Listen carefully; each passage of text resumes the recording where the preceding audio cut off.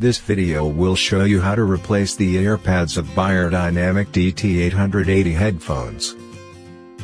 First, peel off the old earpad.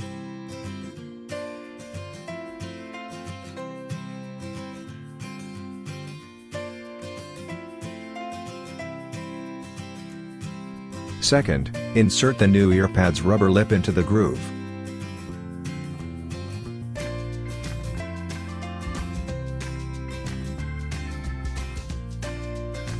Third, pulling the earpad with stick or fingers.